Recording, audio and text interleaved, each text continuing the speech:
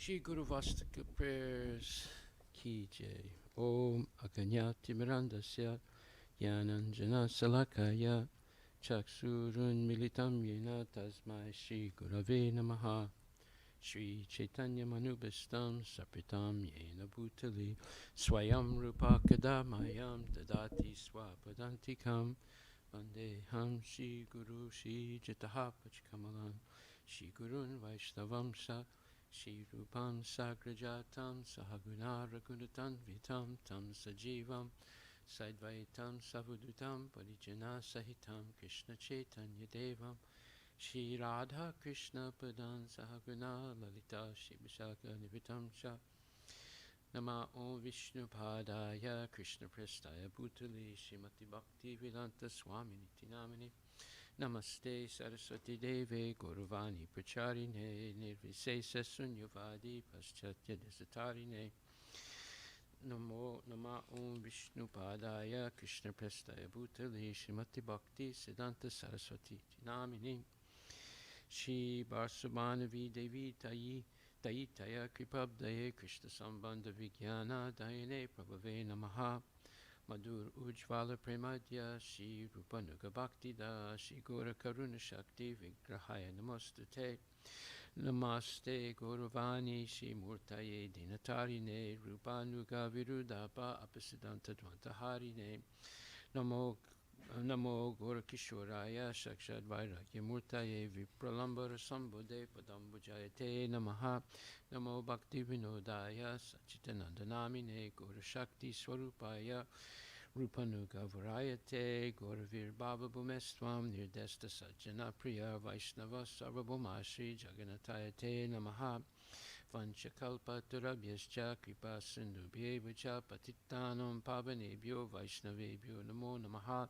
Namo Mahavadanyaya Krishna Prema Padayate Krishna Krishna Chaitanya Namne Guru Chase Namaha Panchatattvatmakam Krishnam Bhakta Rupa Swarupakam Bhaktavataram Bhaktakyam Namami Bhakta Saktikam Jayatam Surator Bangor Mama Mandamate Gati Matsarva Swapadam Bojo Radha Madan Mohano Divya Dvindaranya Kalpadumadaha Shrimad Ratnagara Simhasanastito Shrimad Radha Shila Govinda Devo Prastali Bihi Sevyamanam Smarami Shiman Rasarasarambi Vamsivata Tatastita Karsan Venus Swanergo Virgo Pinatakstriye Struna Tapta Kanchana Gorangi Radhe Vrindavaneshwari Rishabhanustute Devi Pranamami Hari Priye Jaya Shri Krishna Chaitanya Prabhu Nityananda Sri Advaita Gadadhar Shivasti Gaur Bhaktivinoda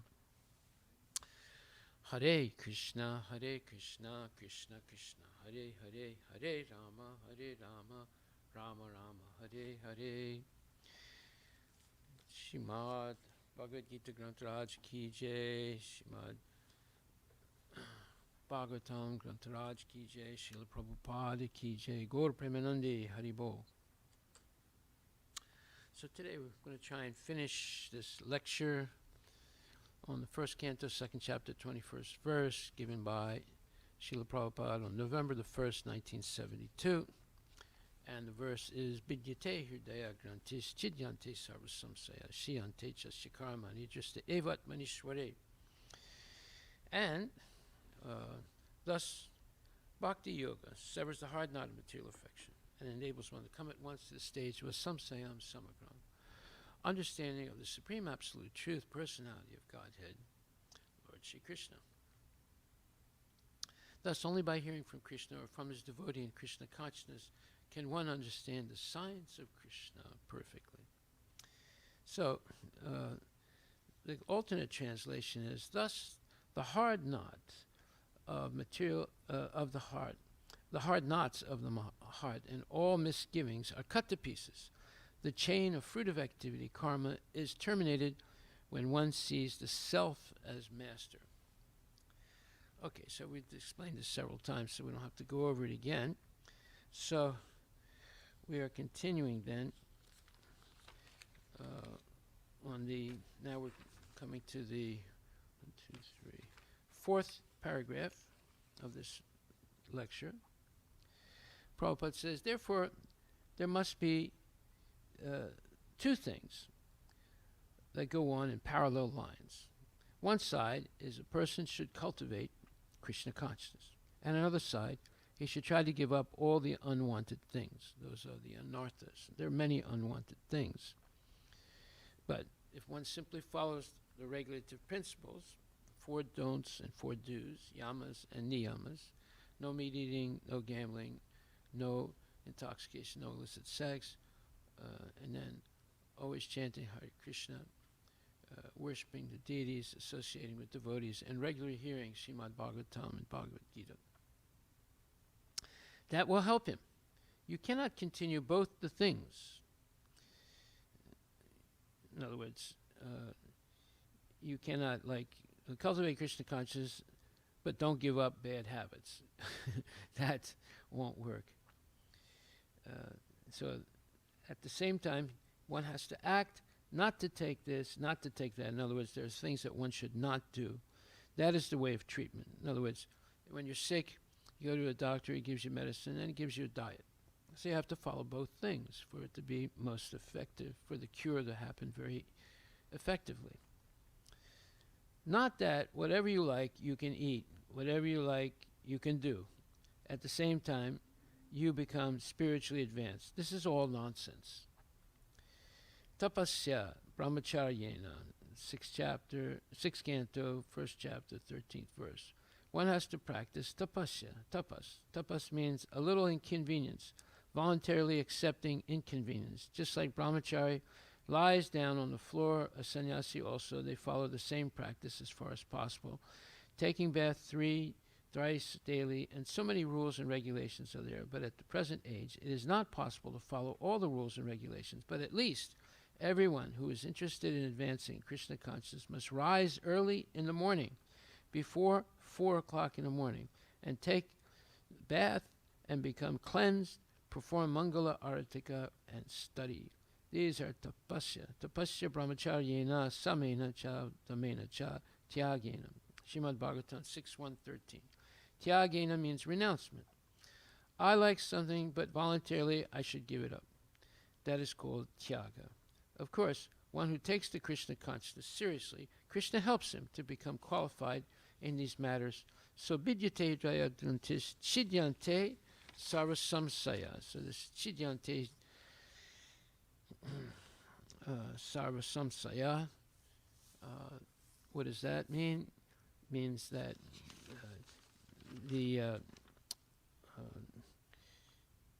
that means that chidyante sarvasamsaya, all doubts are eliminated as soon as one pierces and cuts away the hard knots of material attachment based on mostly sense gratification.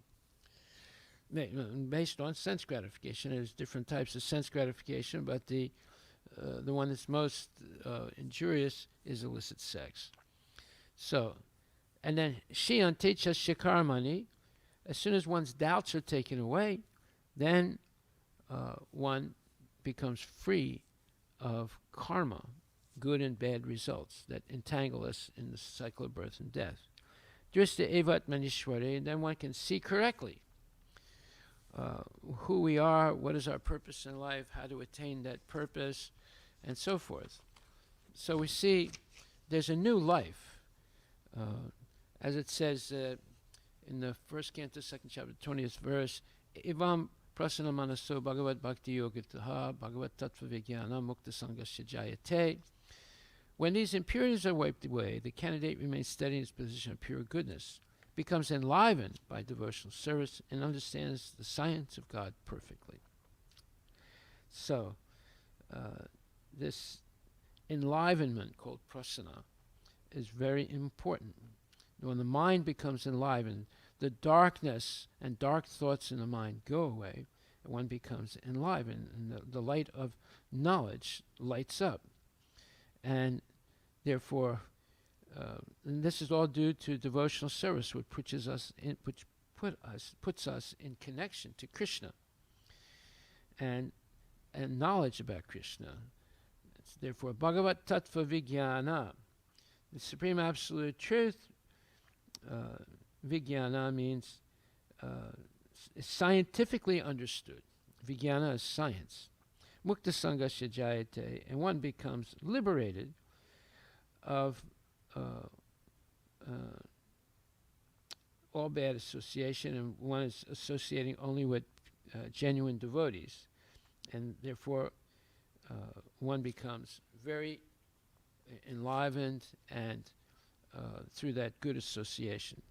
So thus established in the mode of unalloyed goodness, the man whose mind has been enlivened by contact with devotional service to the Lord gains positive scientific knowledge of the personality of Godhead in the stage of liberation from the material association. Well, this is the amazing benefits of becoming Krishna conscious. So Prabhupada says, a pure Vaishnava is a liberated soul and is transcendental even to the position of a Brahmana. In the material stage, even a Brahmana is also a conditioned soul, because although in the Brahminical stage the conception of Brahman or transcendence is realized, scientific knowledge of the Supreme Lord is lacking. So if you just realize Brahman realization, it's incomplete. One has to surpass the Brahminical stage and reach the Vasudeva stage to understand the personality of Godhead Krishna. The science of the personality of Godhead is the subject matter for study by the postgraduate students in the spiritual line. Foolish men or men with a poor fund of knowledge do not understand the Supreme Lord, and they interpret Krishna according to their respective whims. The fact is, however, that one cannot understand the science of the personality of Godhead unless one is freed from the contamination of the material modes, even up to the stage of a Brahmana. When a qualified Brahmana factually becomes a Vaishnava, in the enlivened state of liberation, he can know what is actually the personality of Godhead. So this is called the Yoga Ladder. So that was, I was just reading from the first canto, second chapter, 20th verse. So, Prabhupada explains that the perfection of human life is attained when one can understand that he or she is not the product of matter, but in fact spirit, or they possess an eternal soul. And then attainment of success is possible when one is above the modes of passion and ignorance, or in other words, when one is actually a Brahmana by qualification, not just by word of mouth. Okay. So, then continuing in this paragraph, tapas means a little inconvenience, voluntarily accepting inconvenience. Okay. So, now, fourth paragraph. Now, unless one is taken to this Krishna consciousness practice, he has got so many faults, has so many doubts, Why shall I do this? Why I shall do that? But when he is raised to the platform of goodness, as it is expressed, Mukta Sangasya Jayate, Bhagavat Tattva Vijnanam. That's Srimad Bhagvatam 1:2-20. When he understands the science of God, automatically becomes disinterested in these unwanted things. Shiyante Chasya Karmani.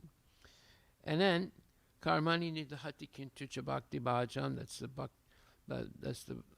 Brahma Samhita 5.54. One is purified of all karmic reactions, or at least they're put on hold. We are bound up in this material existence due to our karma, either good or bad. According to my past karma, I have got this body, and again, as we are acting in this body, I am preparing forward my next body. Right now, we're preparing our next body based on the actions that we're performing and the desires that we have now. I have got this body, and again, as we are acting in this body, I am preparing forward my next body. Karmana Daiva Netrena. This is a verse, Srimad Bhagavatam, 3rd canto, 31st verse, 31st chapter, 1st verse. And it's a very important verse. And it says,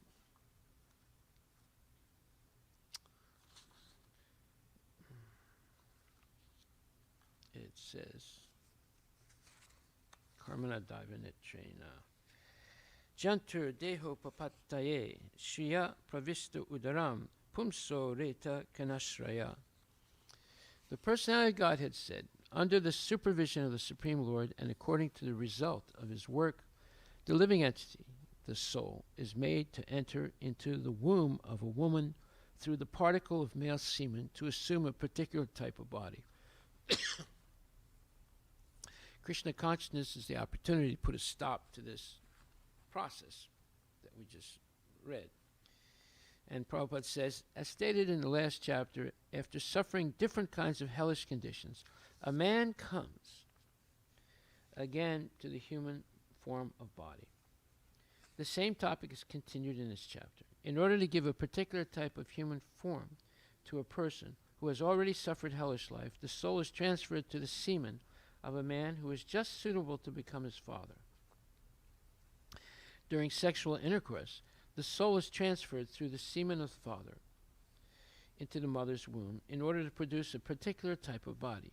This process is applicable to all embodied living entities, but it is especially mentioned for the man who was transferred to the Undertramishra hell. After suffering there, when he who has had many types of hellish bodies, like those of dogs and hogs, is to come again to the human form, he is given the chance to take his birth in the same type of body from which he degraded himself to hell. Wow. So what's being said here is that in this life, if we're engaged in all kinds of sinful activities and ignore the fact that we have a soul and just engage in all kinds of different sense gratification, and we just work to make money to have sustained sense gratification, and we become selfish and greedy and perform all kinds of sins, break the regulative principles and so forth, then we're put into the body, lower bodies like dogs and hogs. And in order to get the dog or hog body, we have to get training. And that's explained in the 5th canto Srimad Bhagvatam, how a person goes to special places. There's so many special places in hell where you get that training for your next body. And it's all suffering. The training is all suffering. And then when you develop the right consciousness to enter the body of a dog or a hog or a cockroach or whatever, then you appear in that species. And then you have to gradually go back through a very slow process to the human form and have another chance to liberate yourself from the whole cycle of birth and death. So, and you come back to the same type of body from which one degraded himself and went to hell previously. Okay. But after a long time, after many, many births and deaths. So Prabhupada continues, everything is done by the supervision of the Supreme Personality of Godhead. Material nature supplies the body, but it does so under the direction of the Supersoul. It is said in Bhagavad Gita that a living entity is wandering in this material world on a chariot made by material nature.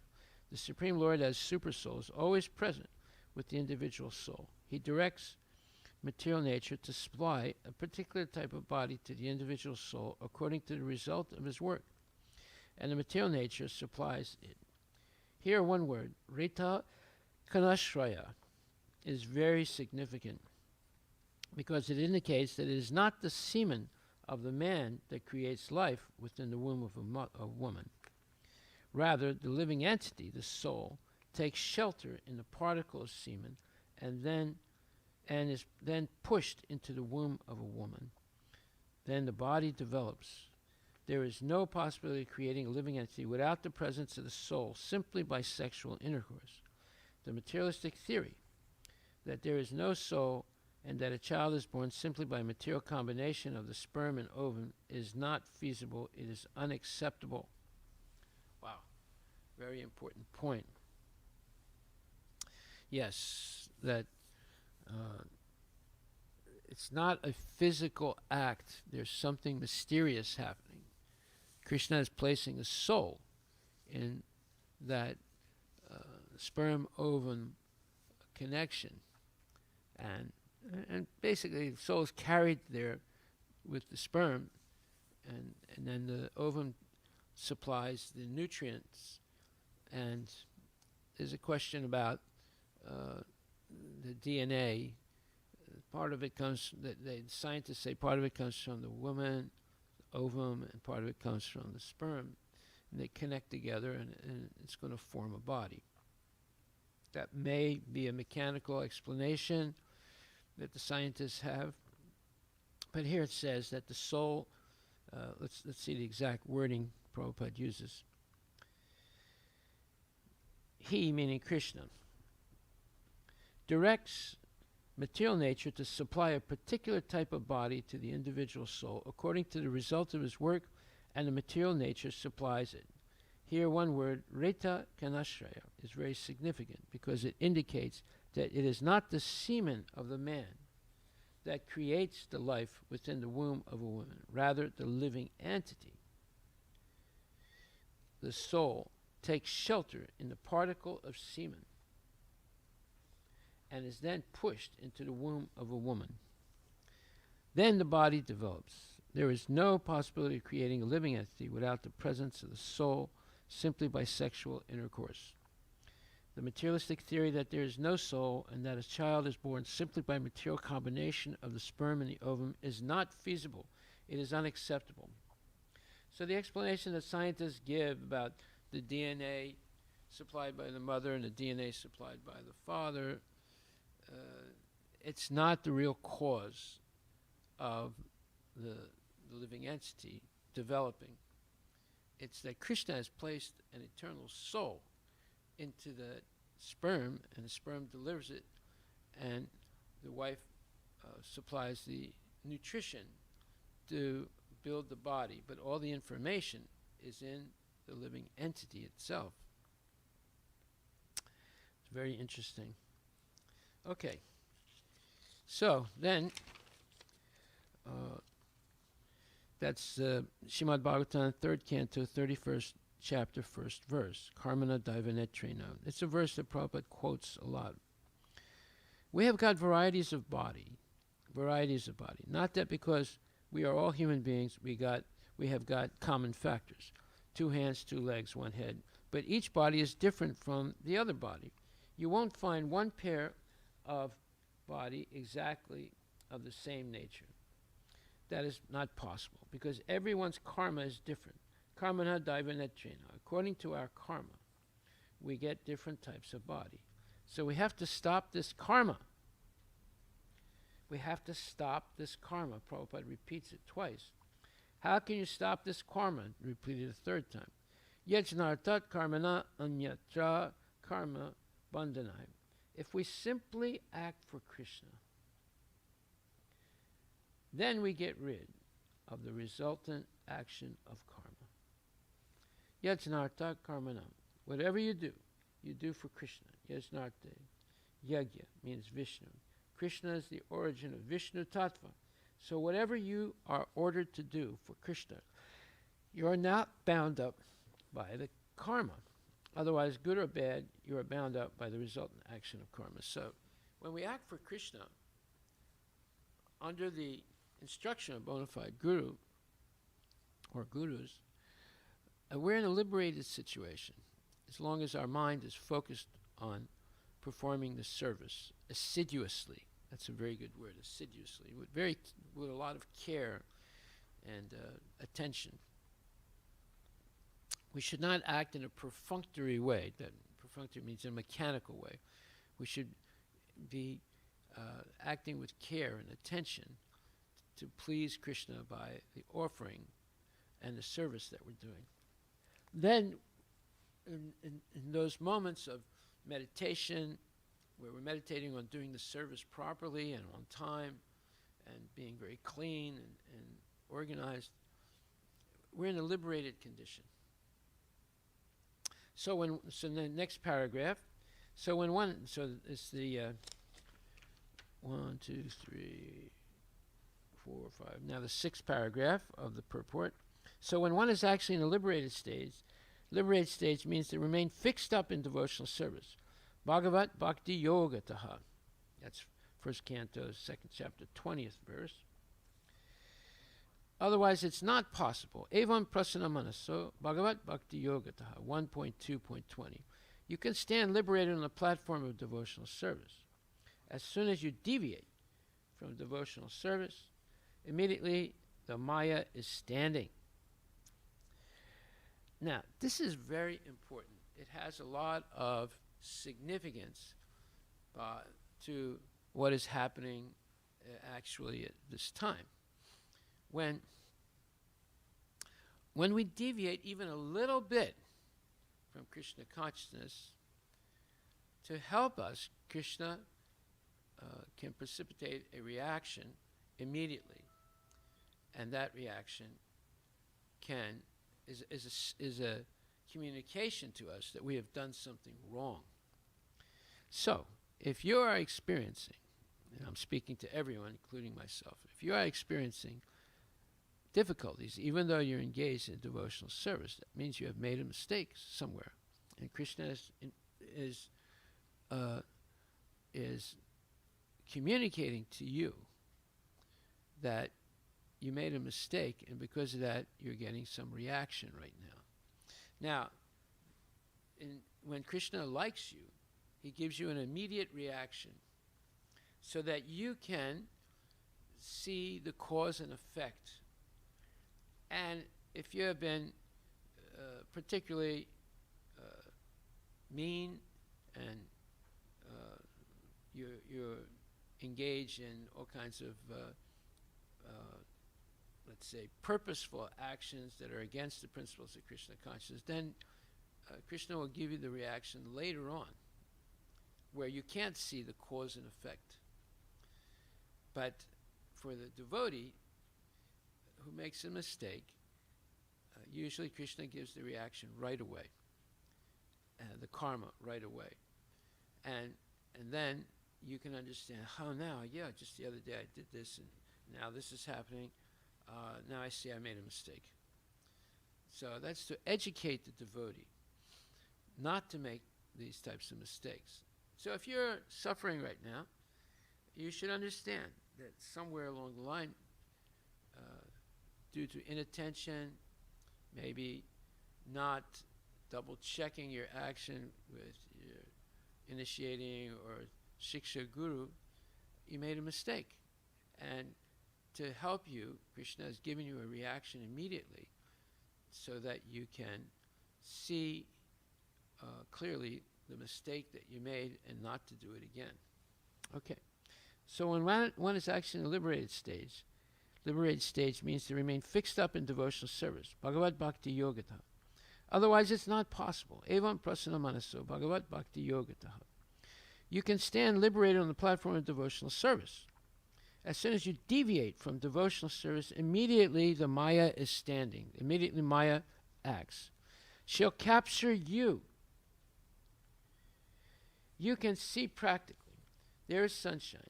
And just next to the sunshine, there is darkness or shadow. So little deviation, notice that word, little deviation from the sunshine, there is shadow. And little deviation from the shadow, you go to the sunshine. Both things are side by side, Maya and Krishna. Maya means absence of Krishna. Shadow means absence of light, sunshine. So you always keep in Krishna consciousness. There is no shadow of Maya. Krishna Surya Sama Maya Haya Andakar. Yahan Krishna Tahanahi Mayara Adhikar. So we went over this verse before, but let's read it again because it's very good, very instructive verse. It's Chaitanya Charitamrita Madhya 22.31.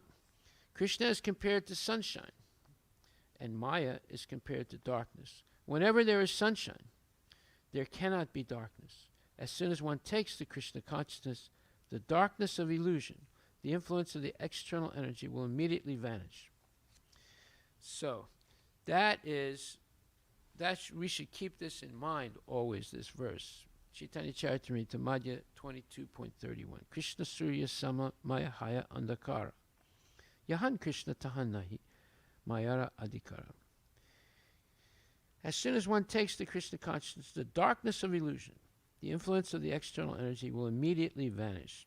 So we should always be engaged in devotional service.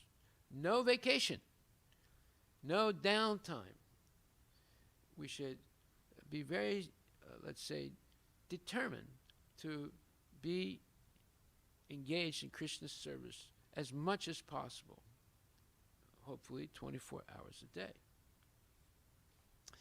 So that means when you go to sleep early so you can wake up early, that's Krishna's service. The purpose is to serve the Lord on a regulated basis. Okay, so then Prabhupada continues. Krishna is just like sunshine and Maya is like the darkness. So whenever there is sunshine, there cannot be any possibility of darkness. So you keep always yourself in Krishna consciousness. Then there is no possibility of Maya. And Maya means to be engaged in fruitive activities. Yeah. Fruitive activities means activities where you want to enjoy the result yourself. You're not thinking of offering the result to Krishna. Tritiya karma sangha anya tritiya shakti ishyate. So long we are in Maya, we have to engage ourselves in fruitive activities. Or karma. Therefore, here it is said, Shiyante chashikarmani. All karma is eradicated. In this verse 1:20-21, the verse that we're studying. And why is that? Because one is engaged in devotional service. One who is liberated, being engaged in devotional service, his karma, his fruitive activities, stop immediately. In the Brahma Samhita, Yastrindra Gopa Matavendra Mahoswa Karma Bandhan Rupa Falabhajana Matanoti Karmani Nirdahati Kintu Chabakti Bhajam Govindam Adi Purusham Tamaham Bhajami. So it's Brahma Samhita, 5th chapter, 54th verse. Again, a wonderful verse. And the third line of that verse says that Krishna will eradicate, will put on hold or destroy all your karmic reactions from the past, good or bad, so that you're free to engage in devotional service. I adore the primeval Lord Govinda, who burns up to their roots all fruitive activities of those who are imbued with devotion. So when it says burns up to the roots, if you burn a forest, what happens? It grows back again because the roots have not been burned. So burning up to the roots means that the tree will not grow again. So when one worships Krishna or Govinda with love and devotion, then Krishna burns up the tree of karma and the roots also, so it won't come back again. So who burns up to their roots all fruitive activities of those who are imbued with devotion. Imbued means blessed with, or they possess this because it's been given to them. Imbued with devotion and impartially ordains for each the due enjoyment of the fruits of one's activities. So Krishna does two things here. For the devotee who worships him with love and devotion, he burns up all the reactions, good or bad, of karma. And the root of it also, that is the tendency to be attracted to sense gratification, he burns that up too. If you just do rituals, then you might be able to eliminate reactions to sinful activities, but not the tendency to be attracted to Maya. So when it burns up to their roots, all fruitive activities, that means you lose the desire for any more sense gratification. So that's the special thing about Krishna consciousness, as opposed to simply ritual performances to diminish your karma and improve your material sense gratification. There's a big difference here. And also, Krishna impartially ordains for each the due enjoyment of the fruits of one's activities. Of all those who walk in the path of work, in accordance with the chain of their previously performed works, no less in the case of the tiny insect that bears the name of Indragopa than in that of Indra, king of the Devas. So if you just perform ritual activities or practices in order to get better karma, Krishna will impartially give you what you deserve according to your actions, but that'll keep you in the path of that'll keep you in the cycle of birth and death. Good karma and bad karma both are bad because you do not become liberated from the cycle of birth and death. But if you engage in loving service for Krishna or Govinda, then Krishna will not only eliminate the sinful reactions, but also the desire to sin. So this is a very important verse, Brahma Samhita 5.54. And Prabhupada explains, God impartially induces the fallen souls to act in a way that is consequent on the deeds of their previous births and to enjoy the fruition of their labors. But out of his great mercy to his devotees, he purges out by the fire of ordeal the root of all karma, that is, ignorance and evil desires. See, that's it. He burns the root of the tree of karma, the attraction to sense gratification, and due to ignorance and evil desires. That's the root of all karma. Karma, though without beginning, is still perishable.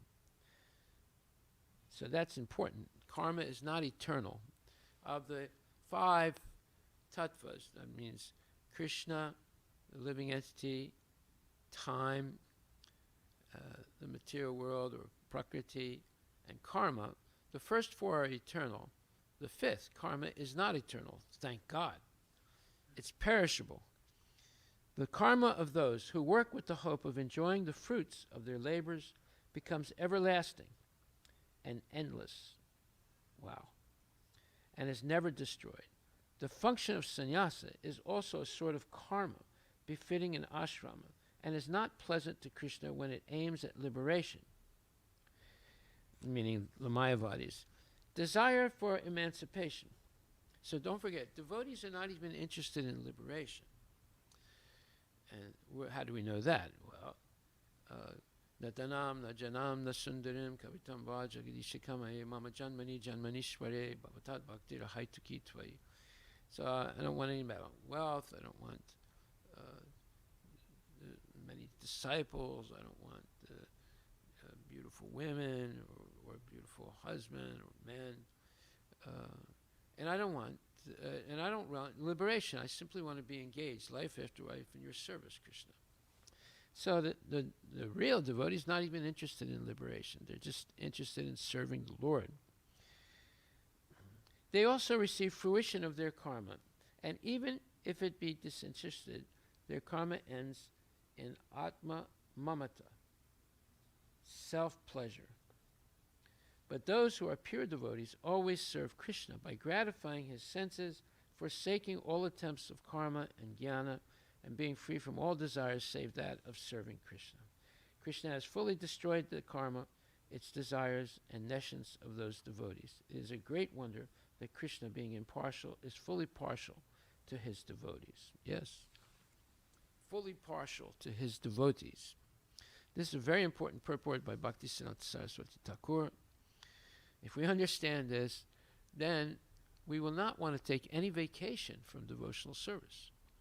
People say, oh, well, we're going to have a party, we're going to do this, we're going to do that. And you say, okay, thank you, and I wish you well, but I have so much service to do, I can't deviate myself from being on time and doing the service.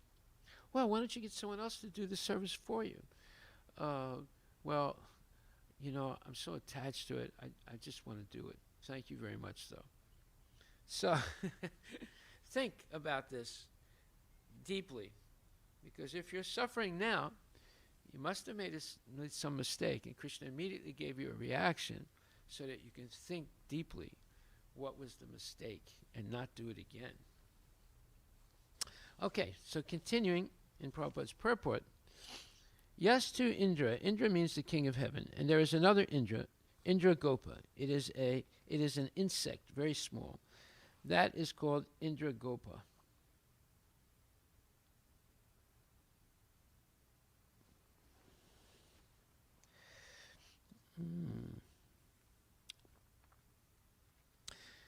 Beginning from Indra, the king of heaven, down to the Indra Gopa, or the small insect. Yastrindra Gopam Atavendram Ahosva Karma. Everyone is enjoying and suffering according to their karma. That Indra, the king of heaven, you can become the king of heaven, provided you have got a mass or a large quantity of pious activities. You are promoted, just like if you have got sufficient education. You can become a high court judge. It's not very difficult. Similarly, this Indra, Chandra, Brahma, big demigods, they have got all these posts on account of their great pious activities. Punya karma. Similarly, the hogs and dogs and other animals, they are due to the papa karma, impious activities, So both of them are resultant action of our karma. So either you have punya karma or papa karma, sinful karma, or let's say good karma. You're still stuck in the process of birth and death. You might be elevated to a first-class prisoner, or you might be a third or fourth-class prisoner, but you're still a prisoner. Next paragraph. So everyone is suffering or enjoying the resultant action of karma. Yastrindra Gopam Atavendra Mahosva Karma, Bandhana Rupa Falabhajana Matanoti. Bandhana. As he is bound up by the resultant action of karma. Bandhana Rupa Falabhajanam Atanoti. They are getting different results of their karma. It is very easy to understand. But the devotee, it is said, Karmani Nirdahati Kintu Chabakti Bhajam. His karma is eliminated. Those who have taken to Krishna consciousness in devotional service, their karma is cut off. There is no resultant action. Just like chickpeas. If you sow on the ground, it will fructify into a plant. But the same chickpea, if it is fried and you sow it in the ground, it will not fructify. It will not sprout. So our karma should be fried up by devotional service. Then it will not produce any result. And Krishna also says in the Bhagavad Gita, Ham tvam sarva papebhyo mokshisyami. I will liberate you from all your all your sinful activities. 1866. So there's no resultant action of a devotee's activity. Therefore, here it is said, Shiyante chasyakarmani. Karma is all burned up or eliminated. Unless you have completely finished your resultant action of karma, you cannot be promoted to the spiritual world. You have to accept a type of material body so long karma will go on, good or bad karma. Therefore, in another place, Bhagavata, of the Srimad Bhagvatam, it said that people are engaged as karmis, and Rishabhadev says, Nasadu manye. One is engaged in karma, it is not very good. Nasadu manye yata atmanoyam asan api klesda asadeha. Srimad Bhagavatam 5.5.4. By karma only, we are getting different types of body, although it is temporary. But as soon as we are encaged in this body, we become subject to threefold miseries of life. So for a devotee, there is no more karma, or there is no more material body. Krishna also confirms in the Bhagavad Gita, Tyaktva deham punarjanma naitimam eti sarjana. Bhagavad Gita 4.9. In his spiritual body, he comes back to Godhead. So the same thing is expressed here. Shiyante chasyakarmani. Drishta atmani ishvare. He sees atma drishta, the soul, and his relationship to Krishna. He is realized in his relationship with God, Ishwari. He is realized, I am eternal servant of Krishna, eternal servant of Krishna. Jivera Swarupahaya Nityera Krishna Das. He realizes it. That's Chaitanya Charitamrita, Madhya 20, 108 and 109. And because he realizes it, he engages himself in that way. That is the perfection of life. So, like I said, if you're suffering right now, and we're all suffering different times and different ways, it's because we made some mistake. And Krishna is giving us an immediate reaction so we can think carefully. We can correlate the cause and the effect. Anytime we deviate even a little bit, if Krishna loves you, he'll give you the reaction right away so that you can think deeply. Look, I did this thing the other day, and look what's happened already. Therefore, I have to be very, very careful in the future not to deviate even a little bit from Krishna consciousness. Okay? This should be understood.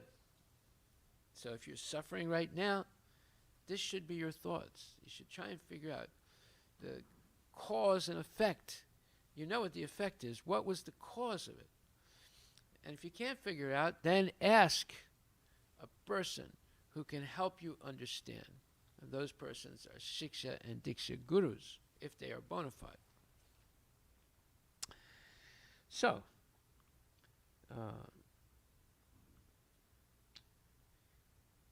it says that I'm the eternal servant of God, eternal servant of Krishna. Jivera Swarupahaya Nityera Krishna Das. And when you realize that, and because you realize it, you engage yourself always in the service of Krishna. That is the perfection of life.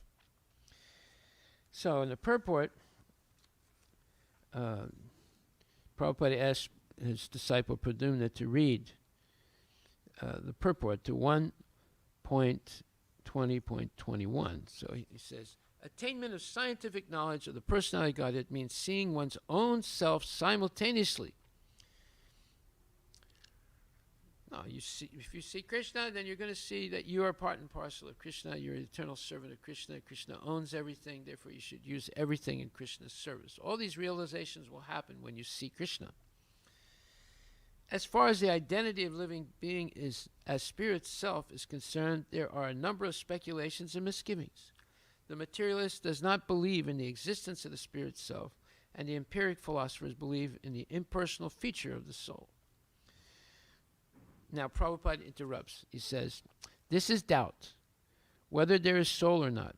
Chidyante sarva samsaya. Samsaya means doubt. There are so many doubts for the material scientists. Somebody says there must be something. Somebody says no, there is no soul. It is the combination of matter. The life symptoms come out. There are so many theories. So actually, when one becomes enlightened by Krishna consciousness, all his doubts are removed. Go on. So he tells his disciple Pradyumna, read more. And he says, and empiric philosophers believe in the impersonal feature of the Lord. Impersonal feature of the whole spirit, without individuality of the living beings. But the transcendentalists affirm that the soul and the supersoul are two different identities qualitatively. Now, Prabhupada interrupts again, and he says, this is also another doubt, because the impersonalists, they think, gatakasa, potakasa, just like the sky. The sky is within the clay pot, and the sky is outside the clay pot. So when the pot is broken, the inside sky becomes one with the outside sky. That is their theory, meaning the theory of the Mayavadis. They give examples like that. Or they give the example of the air, a bubble of air underwater. So the bubble of air will start rising. And when it comes to the top, where the water and the air touch each other, it goes, it bursts and then merges into the air. So they give these types of examples to explain merging, becoming one.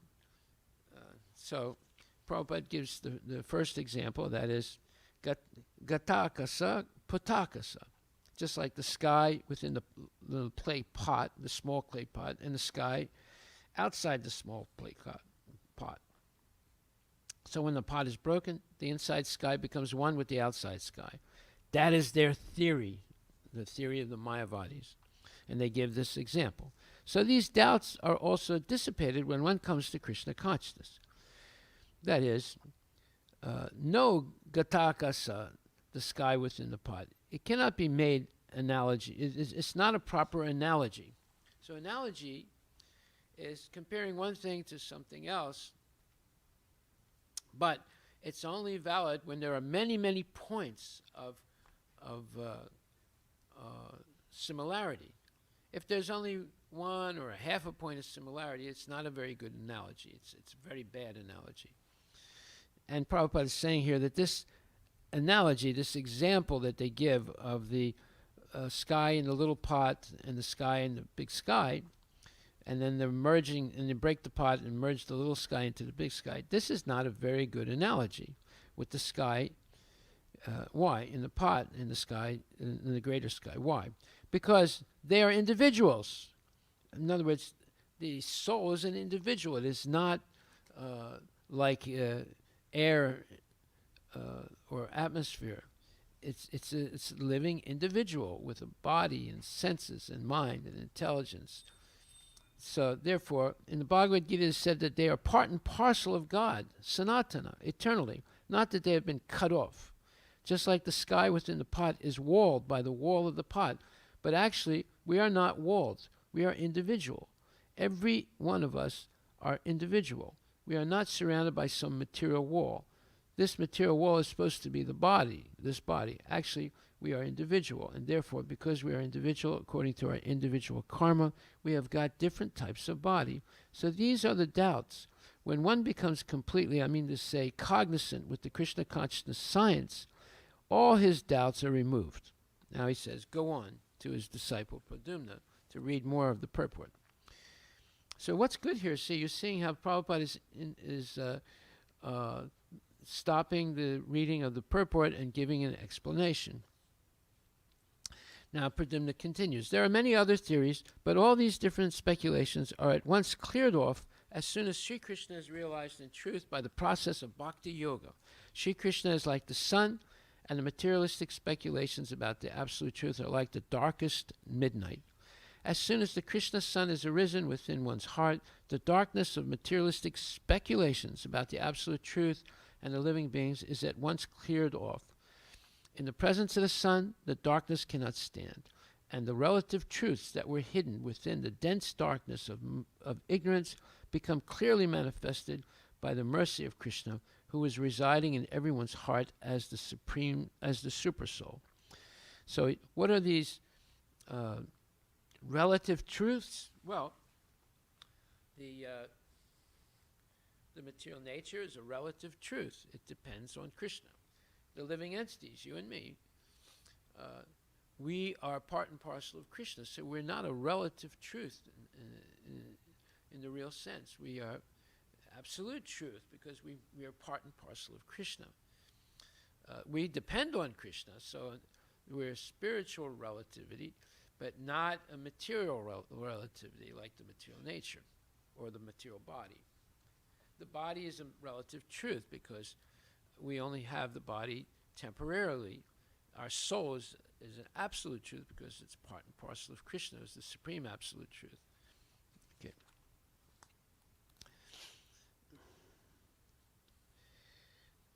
So Prabhupada says,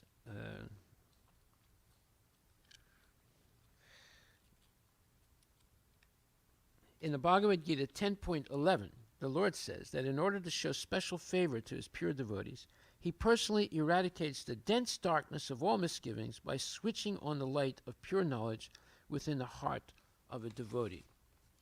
So then Prabhupada interrupts again. He says, this is another advantage of the devotee. Because Krishna shows a special favor to the devotee, although he's equal to everyone, he's specially, inclined favorably to the devotees. Tesam ivanukampartam aham agyanamam tama nasayamyatma bhavasto jnanadipena basvato. He takes special care. He says, samoham sarvabhutesu namedvesa Stino Priya. He says, Bhagavad Gita 9:29. Although he's equal to everyone, still he's specially inclined to the devotees.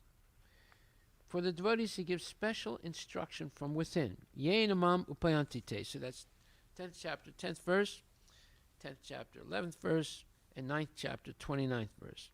This is the special advantage of a devotee. Go on.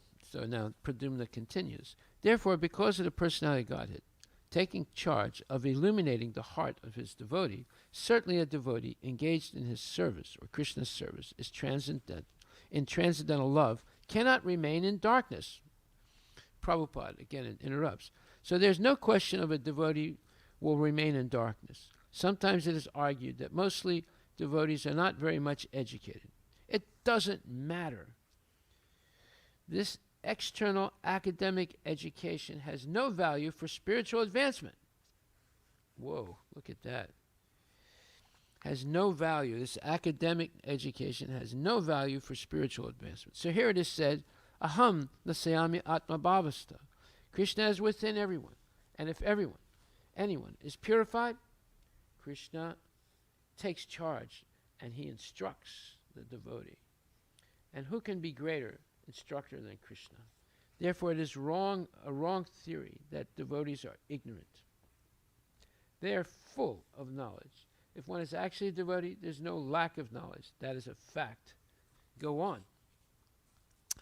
So Pradyumna continues. He comes to know everything of the absolute and relative truths. The devotee cannot remain in darkness, and because the devotee is enlightened by the personality of Godhead, his knowledge is certainly perfect. This is not the case of those who speculate on the absolute truth by dint of their own limited power of approach. Now this brings up a very important point, and that is that the materialists, the empiricists, the Mayavadis, and the materialists, the scientists and philosophers, they are only dealing with relative truths. They reject the existence of an absolute truth. Now, the Mayavadis may talk about the Brahman effulgence as absolute truth because it is eternal, but their understanding is incomplete. Therefore, it becomes relative. So if you accept relativity as the all-encompassing understanding of life, then you'll be a failure spiritually. And this is why modern education is ignorance, because it does not accept any absolute truth. It only accepts relative truths, which means that your questions and the answers will never stop. There will always be questions, there will always be doubts, and you'll never come to, let's say, the science of Krishna or perfect knowledge.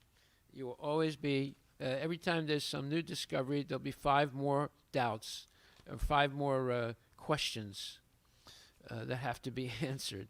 So the remaining in in complete relativity is what you would call being completely under the control of Maya.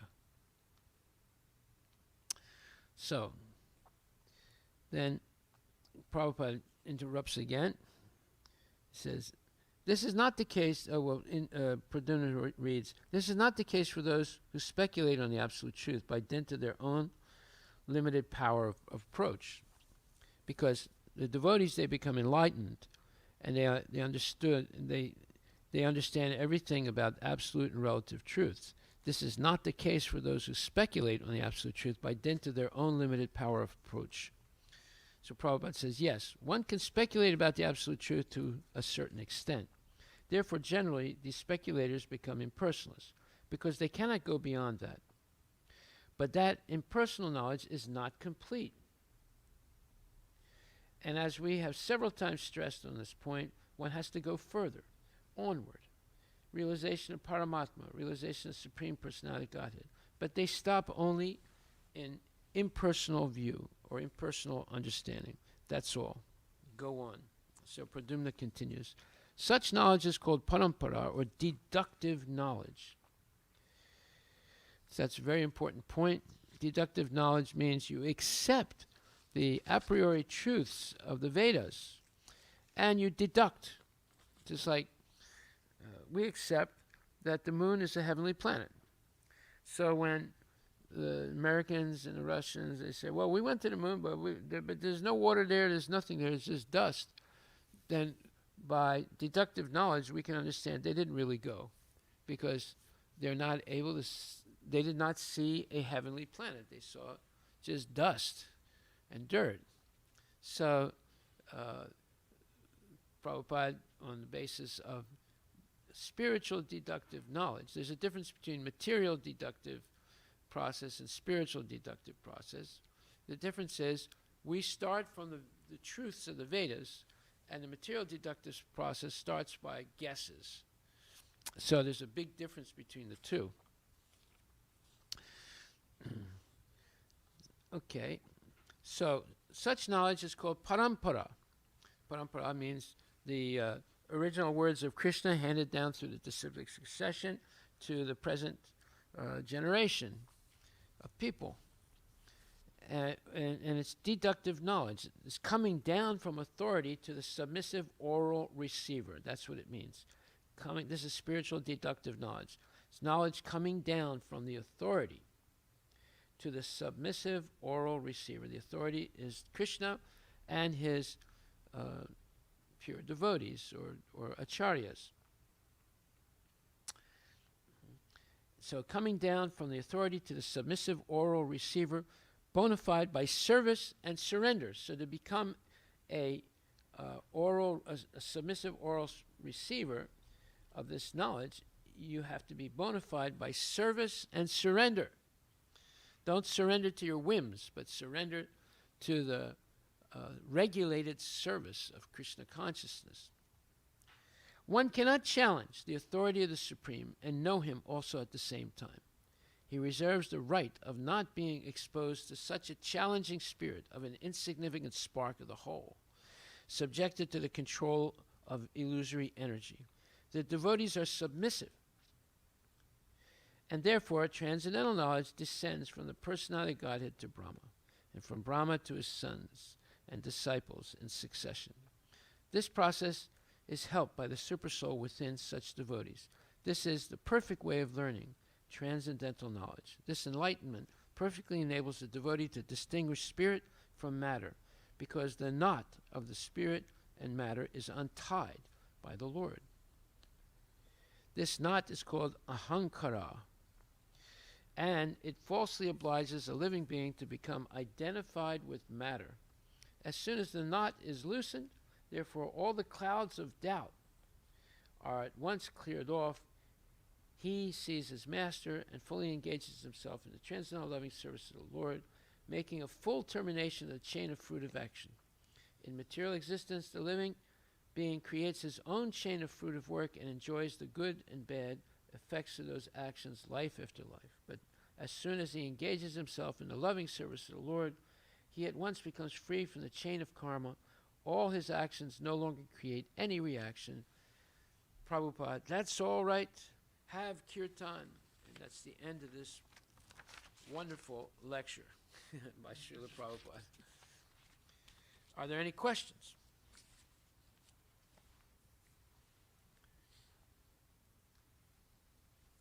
Are there any listeners?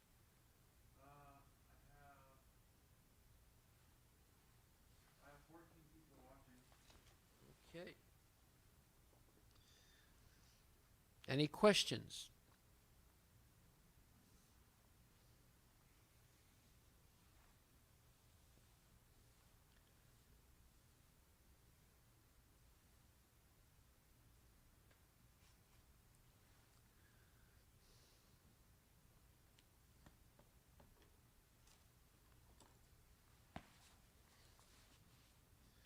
Okay, all glories to Srila Prabhupada ki jai.